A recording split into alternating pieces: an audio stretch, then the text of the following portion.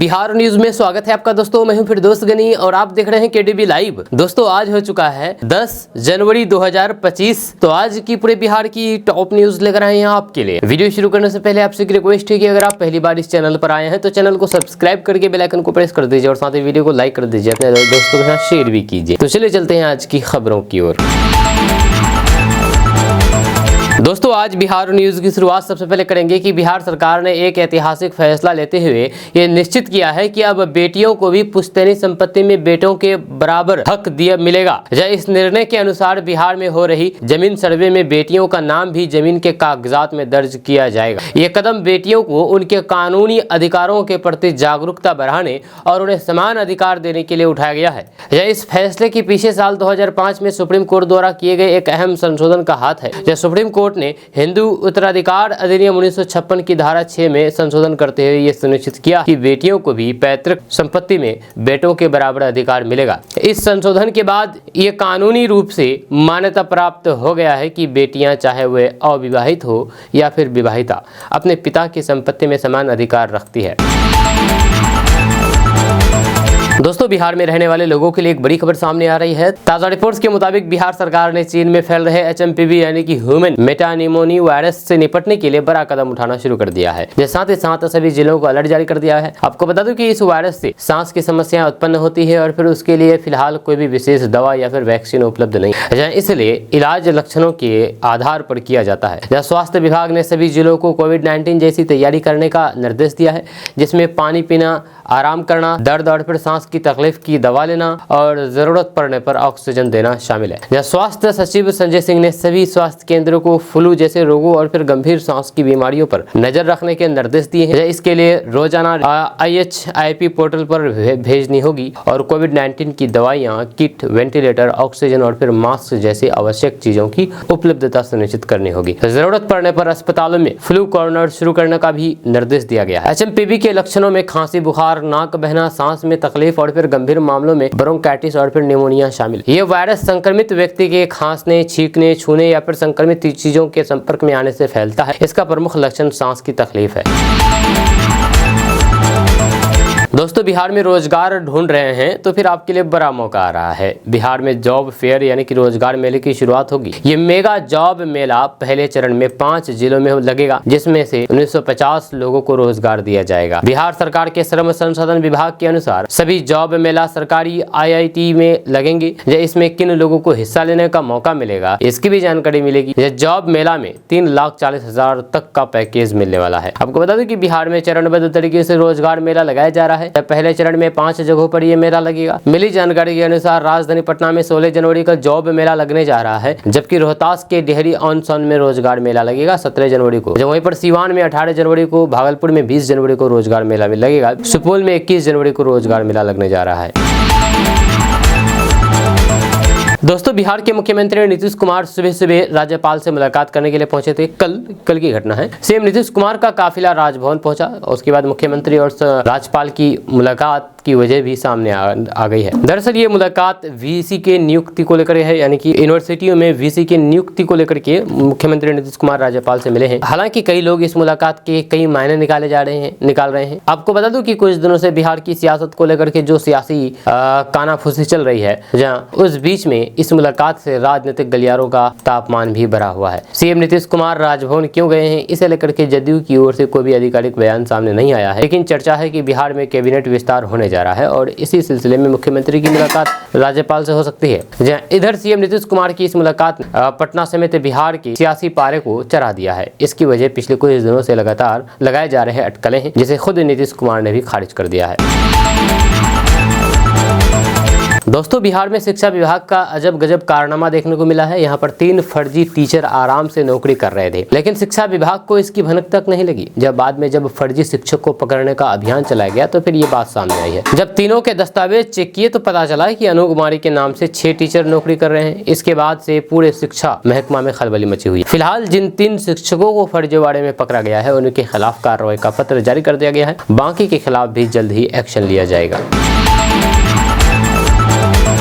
दोस्तों, बिहार की राजनीति में आरजेडी नेता तेजस्वी यादव के एक बयान से सियासी घमासान छिड़ गया है। पूर्व उप मुख्यमंत्री तेजस्वी यादव ने बिहार के मुख्यमंत्री नीतीश कुमार की प्रगति यात्रा को दुर्गति यात्रा बताया, जिसके बाद सत्तारूढ़ दल के नेता लगातार तेजस्वी पर हमलावर हैं। अब इस कड़ी में केंद्रीय मंत्री चिराग पासवान ने भी उन पर बड़ा हमला बोला। दरअसल तेजस्वी यादव ने अपने एक्स पोस्ट के जरिए नीतीश कुमार की प्रगति यात्रा पर निशाना साधा है। तेजस्वी यादव ने इसी के साथ ही युवाओं की आशा को निराशा में बदलने का भी आरोप लगाया है। तेजस्वी यादव ने कहा है कि थके हुए मुख्यमंत्री ने रिटायर अधिकारियों के साथ मिलकर के बिहार के युवाओं की आशाओं निराशाओं में बदल दिया है। अब इस बयान पर चिराग पासवान ने करारा हमला बोलते हुए कहा कि जब तेजस्वी यादव ये सारे वादे करते हैं तो फिर मुझे लगता है कि वे शायद भूल जाते हैं। हालांकि बिहार की जनता नहीं भूली है कि एक लंबे समय तक वे सत्ता में रह चुके हैं। उन्हीं के परिवार के 2 सदस्य मुख्यमंत्री के पद पर रह चुके हैं। वह दौर हर व्यक्ति को याद है जब बिहार के युवा सबसे ज्यादा पलायन का शिकार हुए थे। उन्होंने आगे कहा है कि आज भी आपको दुनिया भर में बिहारी दिखते हैं तो फिर ये वही बिहारी है जो 90 के दशक के जंगल राज से प्रताड़ित होकर बिहार छोड़ने पर मजबूर हुए थे। जी हां, आज जब नेता प्रतिपक्ष तेजस्वी यादव बिहार में ऐसे वादे और फिर ऐसी बातें करते हैं तो उन्हें एक बार वो दौर भी याद करना चाहिए। इसलिए कम से कम राजद को तो कोई बिहारी दोबारा मौका नहीं देने वाला है। दोस्तों, तेजस्वी यादव ने इंडिया गठबंधन को लेकर के एक चौंकाने वाला बयान दिया था, जिस पर अब कांग्रेस की ओर से असहमति जताई गई है। यह विधानमंडल दल के नेता शकील अहमद खान ने एक न्यूज चैनल से बातचीत करके कहा कि इंडिया गठबंधन अभी भी है, जब तक बीजेपी रहेगी तब तक उसके खिलाफ इंडिया गठबंधन रहेगा। जब बिहार में अलग अलग चुनाव लड़ने का मतलब ये नहीं है कि इंडिया गठबंधन बिखर गया। इंडिया गठबंधन जब बना था तब भी केरल में कांग्रेस और वाम दल ने अलग अलग चुनाव लड़ा था। शकील अहमद खान ने कहा कि बीजेपी की विचारधारा के खिलाफ जितने भी दल हैं इंडिया गठबंधन में हैं, जहाँ संसद में सभी विपक्षी दल एकजुट होकर के केंद्र सरकार को घेरते हैं। क्या तेजस्वी का बयान बिहार में कांग्रेस को भी सीधा संदेश है कि वह किसी भी प्रेशर पॉलिटिक्स को हावी नहीं होने देंगे। इसी साल बिहार विधानसभा चुनाव है, इस पर उन्होंने कहा है कि पिछली बार हम लोग 70 सीटों पर लड़े थे, इससे ज्यादा सीटें चाहिए। 2 डिप्टी सीएम बने कांग्रेस की मांग है, इस पर हम लोग कायम है। कांग्रेस की विश्वसनीयता बड़ी है। लोकसभा चुनाव का नतीजा देख लीजिए, बिहार में ज्यादा सीटें चाहिए। तेजस्वी यादव ने कहा है कि इंडिया गठबंधन सिर्फ लोकसभा चुनाव तक के लिए था। ऐसे में कांग्रेस और फिर आम आदमी पार्टी में तकरार होना अस्वाभाविक बात नहीं है। तेजस्वी यादव ने यह बयान तब दिया जब पत्रकारों ने उनसे पूछा है कि दिल्ली में आम आदमी पार्टी और फिर कांग्रेस आमने सामने है। दोनों पार्टियां अलग अलग चुनाव लड़ रही है, दोनों के बीच तकरार बढ़ती जा रही है, जबकि दोनों दल इंडिया गठबंधन में शामिल है। गठबंधन में दोनों दल लोकसभा चुनाव लड़े थे। दोस्तों, बिहार के ऐसे कई वीडियो सोशल मीडिया पर वायरल होते हैं जिन्हें देख करके लोग हंसी नहीं रोक पाते हैं। जहाँ अब बिहार के नगर निगम के एक टॉयलेट का वीडियो सोशल मीडिया पर खूब शेयर किया जा रहा है। इस वीडियो में पिंक टॉयलेट के बाहर बिक रहे सामान को देख करके लोग खूब मजे ले रहे हैं। जब वीडियो में दिखाई दे रहा है कि सड़क किनारे एक पिंक टॉयलेट यानी कि महिलाओं के लिए टॉयलेट बनाया गया है। यह टॉयलेट पर लिखा हुआ है पटना नगर निगम। इससे साफ है कि वीडियो बिहार की राजधानी पटना के किसी क्षेत्र का है। आपको बता दूं कि हर टॉयलेट का एक केयर टेकर होता है जो कि टॉयलेट की सफाई सुरक्षा का ध्यान रखता है, लेकिन जो वायरल हो रहा है उसमें केयर टेकर टॉयलेट में छोटी दुकान खोल करके बैठ गया है। जब वीडियो में देखा जा सकता है कि कई चिप्स के पैकेट लटक रहे हैं और फिर वहां एक शख्स बैठा हुआ है। वीडियो शेयर करके लिखा गया है कि बिहार में कुछ भी संभव है, आपदा में अफसर खोज लेते हैं। सोशल मीडिया प्लेटफॉर्म एक्स पर इस वीडियो को लगभग 5 लाख लोग देख चुके हैं और फिर हजारों की संख्या में लोगों की प्रतिक्रिया सामने आ रही है। दोस्तों, फ्री राशन की सुविधा अब केवल जरूरतमंदों तक सीमित रहेगी। राष्ट्रीय खाद्य सुरक्षा अधिनियम यानी कि NFSA के तहत चौपहिया वाहन स्वामियों को फ्री राशन से बाहर करने की प्रक्रिया तेज हो गई। यानी कि जिसके पास 4 व्हीलर है, 4 चक्का गाड़ी है, उनको फ्री राशन की सुविधा नहीं मिलेगी, इसका लाभ नहीं मिलेगा। खाद्य एवं नागरिक आपूर्ति विभाग ने घोषणा की है कि 31 जनवरी के बाद निजी चौपहिया वाहन मालिकों को राशन नहीं मिलेगा। यह परिवहन विभाग से चौपहिया वाहन मालिकों के आधार कार्ड का डेटा मांगा गया है। इसके बाद उनकी पात्रता की जांच होगी। ट्रैक्टर, डंपर और फिर ट्रेवल बस जैसी वाणिज्यिक वाहनों के मालिकों को छूट दी गई है, लेकिन निजी वाहन मालिकों पर सख्ती बरती जाएगी। जिला आपूर्ति अधिकारी के मुताबिक जिनकी मासिक आय 15,000 से कम है उन्हें पीले राशन कार्ड दिए जाएंगे। वहीं पर जिनकी वार्षिक आय 5 लाख रुपए से अधिक है उन्हें राशन योजना से बाहर कर दिया जाएगा। सरकार का लक्ष्य है कि योजना का लाभ केवल उन तक पहुंचे जो वाकई आर्थिक रूप से कमजोर हैं। दोस्तों, लोक जनशक्ति पार्टी रामविलास के प्रमुख और केंद्रीय मंत्री चिराग पासवान ने दावा किया है कि बिहार में आगामी चुनाव एनडीए के सभी साथी दल एक साथ मिलकर के मजबूती के साथ लड़ेंगे और फिर 225 सीटें जीत करके सरकार भी बनाएंगे। जब पटना एयरपोर्ट पर पत्रकारों से चर्चा करने के दौरान उन्होंने कहा कि जो लोग भी ये प्रयास कर रहे हैं और जो लोग ये मुंगेरी लाल के हसीन सपने देख रहे हैं कि एनडीए में किसी प्रकार की टूट या फिर एनडीए का कोई भी घटक दल टूट करके विपक्षी दलों के साथ गठबंधन की तरफ जाए, तो ये साफ है कि ये होने वाला नहीं है। केंद्रीय मंत्री चिराग पासवान ने कहा है कि एक बात तो साफ है कि आगामी बिहार विधानसभा का चुनाव एनडीए के सभी पांचों घटक दल एक साथ पूरी मजबूती के साथ न सिर्फ लड़ेंगे बल्कि एनडीए की मजबूत सरकार विधानसभा चुनाव के बाद बने। हम 225 से ज्यादा सीटें जीत करके बिहार में सरकार बनाने जा रहे हैं और नीतीश कुमार फिर से सीएम बनेंगे।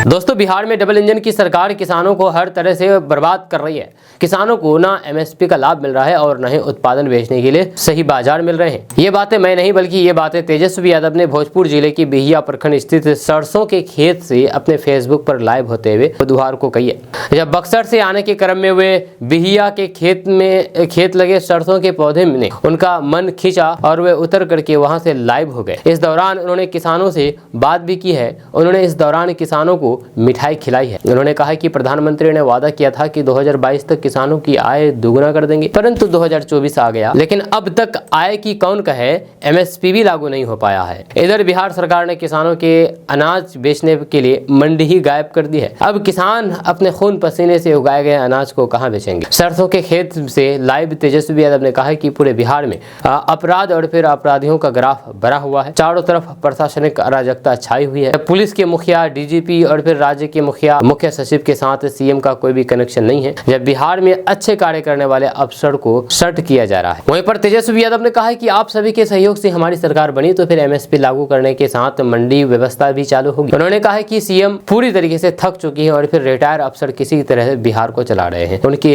राज्य में किसान, छात्र, बेरोजगार, नौजवान सभी लाचार हैं। उन्होंने आम लोगों से अपील की है कि एक ब्रांड का बीज कब तक बोइएगा, वह फसल को बर्बाद कर रहा है। जब नया ब्रांड का नया बीज बोया जाए जिससे आने वाली नस्ल भी सही रहेगी। उन्होंने कहा है कि एक बार सरकार मिलने का मौका मिले तो फिर सभी लोगों की विकास की बात होगी। जब पलायन दूर होगा, रोजगार लगेंगे, क्या क्या योजनाएं लगानी चाहिए, इस पर चर्चा होगी और सभी के सहयोग से इसे लागू किया जाएगा।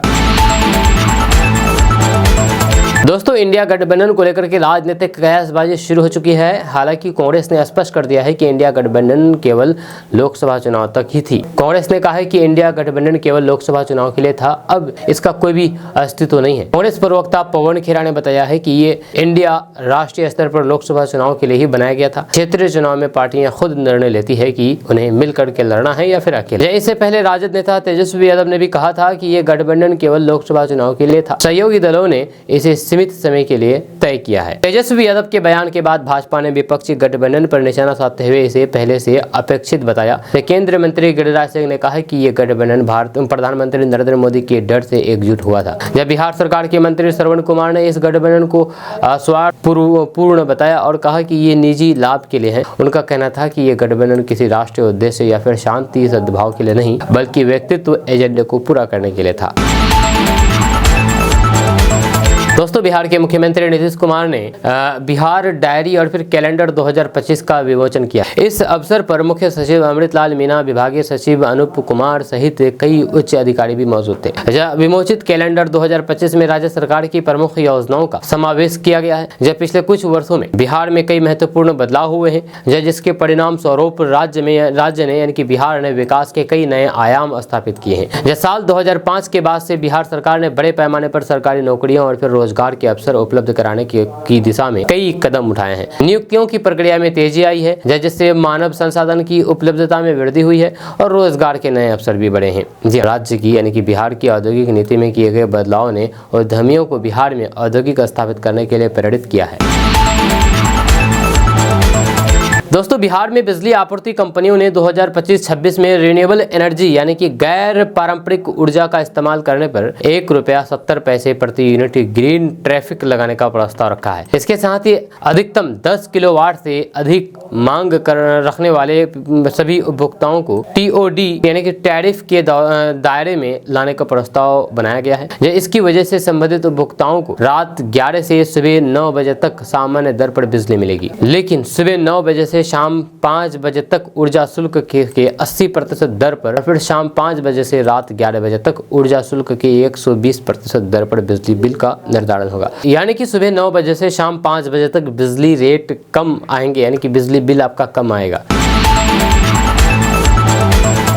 दोस्तों, बिहार विद्यालय परीक्षा समिति यानी कि बीएसईबी ने मैट्रिक बोर्ड परीक्षा 2025 के लिए प्रायोगिक परीक्षाओं की तारीखों का ऐलान कर दिया है। ये परीक्षा 21 जनवरी से 23 जनवरी तक आयोजित की जाएगी। इसके साथ ही बिहार बोर्ड ने मैट्रिक के छात्रों के लिए प्रवेश पत्र भी जारी कर दिया है। आपको बता दूं कि अब सभी संबंधित विद्यालय प्रबंधन इन प्रवेश पत्रों को डाउनलोड करके विद्यार्थियों को उपलब्ध करा रहे हैं। इस परीक्षा में उच्च विद्यालयों के छात्र छात्राएं भाग लेंगे। यह बिहार बोर्ड ने परीक्षा की पारदर्शिता और फिर गुणवत्ता सुनिश्चित करने के लिए सभी आवश्यक कदम उठाए हैं। विद्यार्थियों से ये अपील की गई है कि वे अपने प्रवेश पत्र डाउनलोड करें और फिर परीक्षा के लिए पूरी तरीके से तैयार रहें। प्रायोगिक परीक्षा की तैयारियां घोषित होने के बाद विद्यालय प्रबंधन ने तैयारियां शुरू कर दी है। प्रयोगशाला को दुरुस्त किया जा रहा है ताकि प्रायोगिक परीक्षा सुचारू रूप से आयोजित की जा सके। सभी संबंधित शिक्षकों और फिर कर्मचारियों को परीक्षा की तिथियों के अनुसार पूरी तरह तैयारी करने के निर्देश दिए गए हैं। जब मैट्रिक बोर्ड परीक्षा 2025 में शामिल होने वाले छात्रों की प्रायोगिक परीक्षा कुल 40 अंकों की होगी। इसमें विद्यार्थियों को अलग अलग प्रकार के कार्य करने होंगे, जिनमें से 10 विद्यार्थियों को अपने आसपास के 10 निरीक्षक व्यक्तियों से साक्षात्कार लेने पर दिए जाएंगे। दोस्तों, इस साल 2025 में होने वाले बिहार विधानसभा चुनाव को लेकर के बिहार के तमाम सियासी दलों ने अपने तौर तरीकों से मतदाताओं को लुभाने में जुट गई है। ऐसे में अब बिहार की सत्ता में काबिज एनडीए के द्वारा अपनी एकजुटता दिखाते हुए चुनाव से पहले अलग अलग जिलों में संयुक्त प्रेस कॉन्फ्रेंस करने का निर्णय लिया है। एनडीए नेताओं का संयुक्त प्रेस कॉन्फ्रेंस 10 जनवरी से शुरू होगा। 9 जिलों में संयुक्त प्रेस कॉन्फ्रेंस की तिथि जारी कर दी गई है। जब प्रेस कॉन्फ्रेंस में एनडीए के सभी 5 दलों के एक नेता रहेंगे। इसकी शुरुआत बगहा जिले से होगी। इससे पहले बिहार भाजपा के प्रदेश अध्यक्ष डॉक्टर दिलीप कुमार जायसवाल ने बताया है कि हम बगहा बेतिया से होते हुए हम चंपारण की ओर से आगे बढ़ेंगे। महात्मा गांधी को लेकर के नीतीश कुमार भी हमेशा कहते रहते हैं कि इसी क्षेत्र से किसी यात्रा की शुरुआत शुभ मानी जाती है। ये एनडीए के सभी घटक दलों का कार्यकर्ता सम्मेलन होगा। एनडीए का ये सम्मेलन संदेश देगा कि आने वाले 2025 के चुनाव में किसी और की दुकान चलने वाली नहीं है।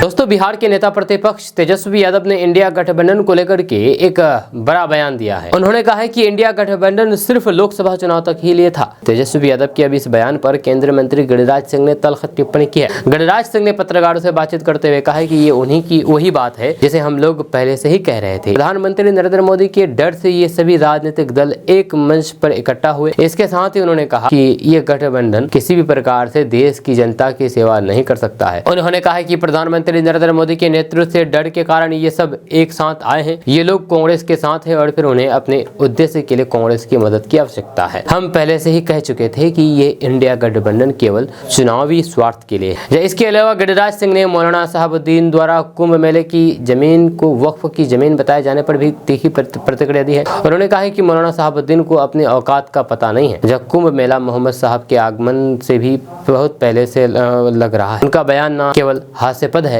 बल्कि हमारी धार्मिक और सांस्कृतिक धरोहर का अपमान भी है।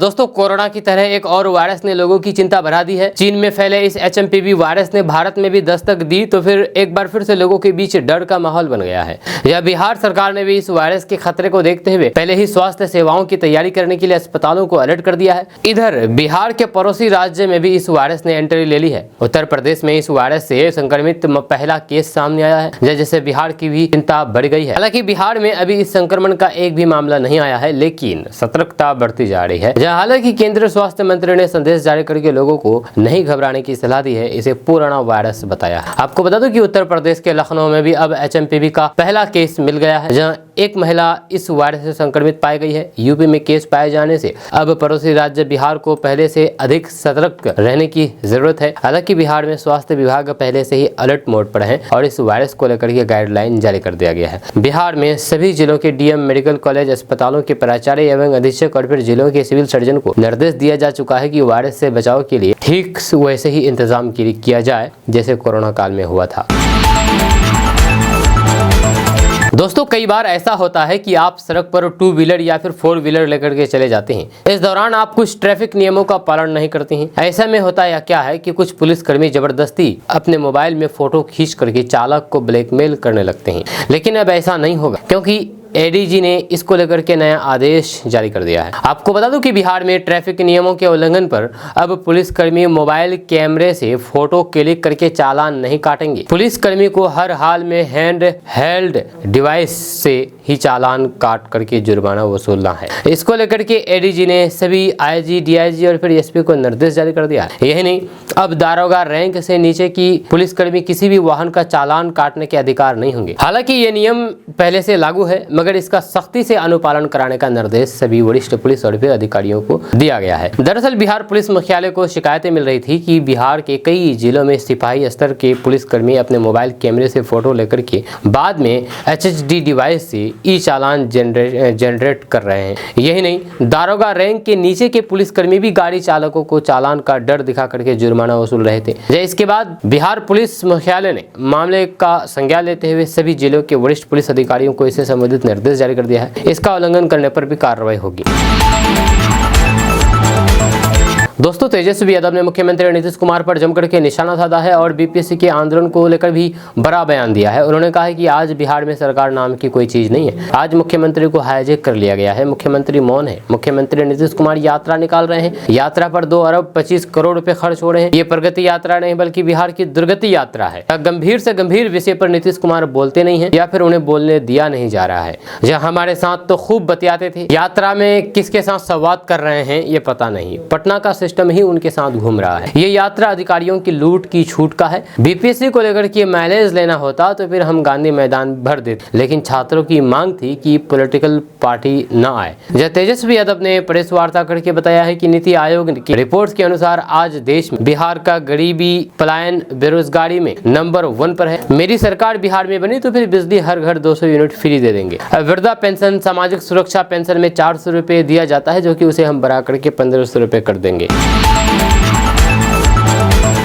दोस्तों बिहार में मुख्यमंत्री नीतीश कुमार की महत्वाकांक्षी जल जीवन हरियाली अभियान का असर दिखने लगा है। इसकी बदौलत बिहार के भूजल स्तर में बीते साल अच्छी खासी बढ़ोतरी हुई है। केंद्र सरकार की वार्षिक भूजल रिपोर्ट 2024 में इस बात का खुलासा हुआ है। रिपोर्ट्स के अनुसार बिहार के भूजल में लगभग 2 लाख घन मीटर की वृद्धि हुई है। इसके कारण बिहार का भूजल 2 से 10 मीटर तक ऊपर आ गया है। जहाँ खास करके दक्षिण बिहार को बड़ी राहत मिली है, जहाँ वहाँ पर बड़े हिस्सों में भूजल स्तर ऊपर आया है। सरकार अपने 7 निश्चय योजना के तहत इसे चला रही है। जब पिछले 2 वर्षों में भूजल का स्तर लगातार नीचे जा रहा है। भूजल स्तर में बढ़ोतरी तब है जबकि बिहार में भूजल का दोहन भी बीते साल की तुलना में काफी बढ़ा है। केंद्रीय रिपोर्ट्स के अनुसार भूजल में बढ़ोतरी का सबसे बड़ा कारण राज्य सरकार द्वारा संचालित जल जीवन हरियाली मिशन है, जहाँ इसके कारण परंपरागत जल स्रोतों का असर तो पड़ा ही है, बड़ी संख्या में जल स्रोतों का जीर्णोद्धार भी किया गया है।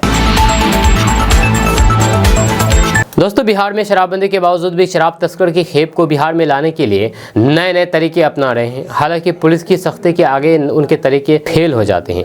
ताज़ा मामला बिहार के बक्सर के वीर कुंवर सिंह सेतु का है, जहां पर डाक पार्सल वैन के जरिए शराब की तस्करी हो रही थी। यूपी बिहार सीमा पर पुलिस ने स्कैनर की मदद से इस तस्करी का भंडाफोड़ किया। जानकारी के मुताबिक उत्पाद विभाग की टीम ने कार्रवाई करते हुए डाक पार्सल वैन से भारी मात्रा में शराब बरामद की है। वैन में कबाड़ के ढेर के नीचे शराब की पेटियां छिपाई गई थी। जांच के दौरान पुलिस ने वाहन चालक को गिरफ्तार कर लिया है। गिरफ्तार चालक की पहचान हरियाणा निवासी मनजीत सिंह के रूप में हुई है। दोस्तों इंडिया अलायंस अस्तित्व में है भी या नहीं, कांग्रेस के सबसे पुराने सहयोगियों में से एक राजद नेता तेजस्वी यादव के एक बयान के बाद इस तरीके के सवाल उठने लगे हैं। अब इस बयान को लेकर के बिहार के उप मुख्यमंत्री सम्राट चौधरी ने कहा कि इंडिया गठबंधन के लोग सिर्फ अपने स्वार्थ में हैं, कोई गठबंधन के स्वार्थ में नहीं है। उन्हें सिर्फ अपने राज्य, अपनी व्यवस्था और फिर अपनी चिंता है। ये इंडिया गठबंधन का धर्म है, इसमें दिक्कत कहाँ है? सभी लोग जानते हैं कि कांग्रेस पार्टी अपनी चिंता करती है, आरजेडी अपनी चिंता करती है और फिर आम आदमी पार्टी अपनी चिंता करती है। इसलिए सबको भारतीय जनता पार्टी और फिर एनडीए मिलकर के हराने का काम करेगी। जब बीजेपी नेता और नीतीश सरकार के मंत्री दिलीप जायसवाल ने कहा है कि ये इंडिया गठबंधन का आपसी मामला है। वैसे भी इंडिया गठबंधन की स्थिति पूरे देश में आप देख ही रहे हैं। जब ये लोग कांग्रेस से अलग होकर के एक तीसरा फ्रंट बनाने के चक्कर में हैं। वहीं पर उन्होंने कहा है कि राहुल गांधी एक डूबता हुआ जहाज है। इनको लगता है कि कांग्रेस के साथ रह करके ये लोग आगे नहीं बढ़ सकते हैं। कांग्रेस एक डूबता जहाज है। दोस्तों, बिहार सरकार ने नागरिकों की सुरक्षा के लिए बिहार भूमि पोर्टल की शुरुआत की है। इस पोर्टल पर जाकर के आप अपनी जमीन की रसीद आसानी से डाउनलोड कर सकते हैं। इसको लेकर के दिशा निर्देश जारी कर दिया गया है। आपको बता दूं कि बिहार भूमि पोर्टल की मदद से अब आपको अपनी जमीन की रसीद पाने के लिए कार्यालयों के चक्कर नहीं काटने पड़ेंगे। ये प्रक्रिया ऑनलाइन बहुत सरल और आसान है, लेकिन ध्यान देने वाली बात यह है कि कानूनी कामों के लिए आपको रसीद पर मोहर और हस्ताक्षर करवाना होगा। अगर आप भी ऑनलाइन रसीद काटना चाहते हैं तो सबसे पहले आपको बिहार भूमि की ऑफिशियल वेबसाइट पर जाना होगा, और ये वेबसाइट है www.biharbhumi.bihar.gov.in। इस वेबसाइट पर जाना होगा। उसके बाद आधिकारिक वेबसाइट के होम पेज पर आपको भू लगान का विकल्प दिखाई देगा, इस पर आपको क्लिक करना होगा। उसके बाद अगर आप पहले से रजिस्टर्ड यूजर हैं तो अपना मोबाइल नंबर और पासवर्ड डाल करके लॉगिन करना होगा। अगर आप नए यूजर हैं तो फिर आपको रजिस्ट्रेशन करना होगा। इसके लिए आपको अपना कुछ बुनियादी विवरण भरने होंगे। उसके बाद लॉगिन करने के बाद आपको पोर्टल पर लगान भुगतान करे का विकल्प मिलेगा, इस पर क्लिक करें। यहाँ आपको अपनी जमीन की जानकारी और फिर बाकी विवरण भरना होगा। जब आप जमीन का लगान भुगतान कर लेंगे तो फिर पोर्टल पर आपकी जमीन से जुड़ी हुई सभी जानकारी उपलब्ध हो जाएगी। आप इस जानकारी को देख सकते हैं और रसीद डाउनलोड कर सकते हैं। यह रसीद आपको PDF के रूप में मिलेगा, PDF फाइल। दोस्तों, बिहार में आरजेडी ने हाल ही में आयोजित एक प्रेस कॉन्फ्रेंस में राज्य सरकार और फिर प्रशासन पर गंभीर आरोप लगाए हैं। जब पार्टी के प्रदेश प्रवक्ता शक्ति सिंह ने कहा कि बिहार में रिटायर अधिकारियों का खौफ फैला हुआ है और पूर्व DGP RS भट्टी को रिटायर अधिकारियों को हटाने के लिए मजबूर किया गया है। उन्होंने ये भी आरोप लगाया है कि रिटायर अधिकारी अपने जूते की नोक पर पुलिस अधिकारियों को आदेश देते हैं, जिससे राज्य में पुलिस की कार्य प्रणाली पर गंभीर सवाल उठते हैं। शक्ति सिंह ने कहा कि बिहार में अपराधियों के खिलाफ पुलिस का कोई भी खौफ नहीं रह गया है। वहीं पर ट्रांसफर पोस्टिंग के कारोबार को लेकर भी उन्होंने नीतीश कुमार पर निशाना साधा है। उनका कहना था कि राज्य में यानी कि बिहार में ट्रांसफर और पोस्टिंग का ये उद्योग सरकार के लिए एक बड़ी समस्या बन चुका है, जिसमें कुछ अधिकारियों की मिलीभगत हो सकती है। आरजेडी प्रवक्ता ने कहा है कि BPC के मामले पर उनका पार्टी गंभीर है और फिर उन्होंने कोचिंग माफिया और फिर प्रशांत किशोर को एक दिखावा करार दिया है।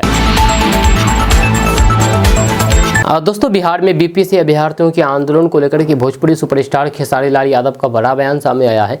खेसारी लाल यादव ने अपने X हैंडल से पोस्ट करते हुए नेताओं और फिर कोचिंग संचालकों पर जम करके निशाना साधा है और उन्होंने BPC अभ्यर्थियों को नसीहत भी दे दी है। खेसारी लाल यादव ने यह भी बताया है कि आखिर उन्होंने BPC अभ्यर्थियों के आंदोलन में भाग क्यों लिया। उन्होंने बिना नाम लिए हुए प्रशांत किशोर और खान सर जैसे कोचिंग संचालकों पर भी कई गंभीर आरोप लगाए हैं। खेसारी लाल यादव ने X पर पोस्ट करते हुए लिखा है कि जिसका डर था वही हुआ, कल नेता फिर अपना नया ठिकाना खोज लेंगे, कोचिंग वालों का दुकान चलने लगेगा, मीडिया फिर कहीं ब्रेकिंग चला देंगे, लेकिन बिहार के छात्र ही पीछे और आगे पिस रहे हैं। एक आंदोलन को कुचल दिया इन सब ने मिलकर के, लानत है ऐसे लोगों पर। वहीं पर खेसारी लाल यादव ने एक और पोस्ट करते हुए कहा कि पिछले कुछ समय से ये सवाल उठ रहा है कि खेसारी ग्राउंड पर क्यों नहीं आया। इसका जवाब अब स्पष्ट हो गया ना। खेसारी अगर ग्राउंड पर आता तो खेसारी को मीडिया पहले दिखाती या आपके मुद्दे दब जाते और खेसारी को मीडिया हाईलाइट कराती। ये ठीक वैसे ही हुआ जैसे आज BPC का अहम मुद्दा पीछे चला गया और फिर मीडिया किसी और को दिखा रही है। सोचिए, आज BPC के मुद्दे को कितनी मीडिया कवरेज मिल रही है। हर तरफ बस एम्बुलेंस, हॉस्पिटल, थाना और जो नए नए नेता बने हैं उनकी खबरें छप रही है। ये वही स्थिति है जिसके बारे में हम पहले से आगाह किए थे। अपना झंडा और फिर डंडा लेकर के आगे बढ़े, लेकिन आज हम दूसरों के झंडे के पीछे चले और फिर नतीजा ये हुआ कि BPC का मूल मुद्दा कहीं खो गया। इसलिए सवारी नहीं, गाड़ी बन जाओ। बिहार के लिए बस एक बार बिहारी बन जाओ।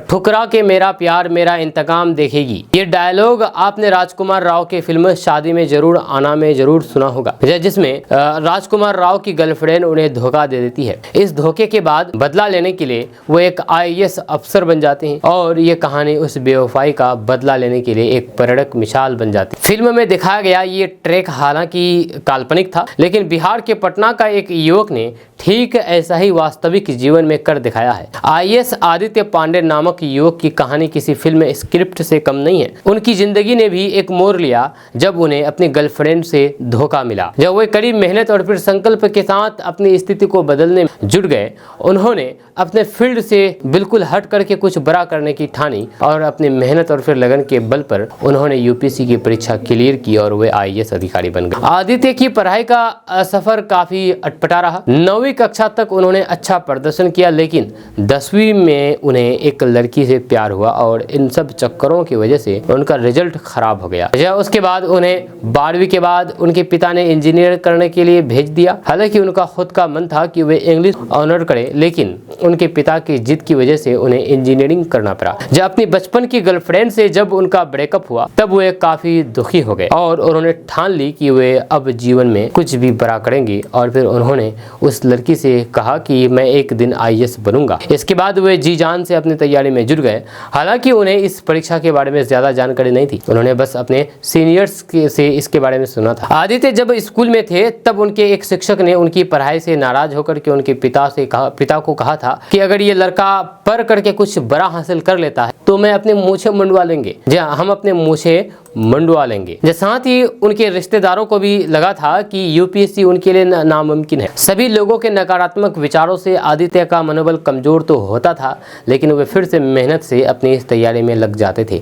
आदित्य ने लगातार 2021 और 2022 में UPSC की परीक्षा दी, लेकिन दोनों ही बार वे अपने प्रयासों में नाकामयाब रह गए। जब वे इससे निराश तो हुए, लेकिन उन्होंने अपनी हिम्मत नहीं हारी। आपको बता दें कि उन्होंने UPSC की तैयारी के लिए अपनी अच्छी खासी नौकरी भी छोड़ दी। उनके पास कोई प्लान B भी नहीं था, उन्हें बस IAS बनना था। इसलिए उन्होंने फिर से 2023 में वे अपना तीसरा अटेम्प्ट दिया और न सिर्फ वो इसमें कामयाब हुए, बल्कि उन्होंने ऑल इंडिया रैंक 48 हासिल किया है और उन्हें IAS अफसर का पोस्ट मिल गया। फिलहाल वे झारखंड के रांची में ट्रेनी IAS के रूप में कार्यरत हैं। आदित्य पांडे की कहानी कई नौजवानों के लिए एक बेहतरीन मिसाल है।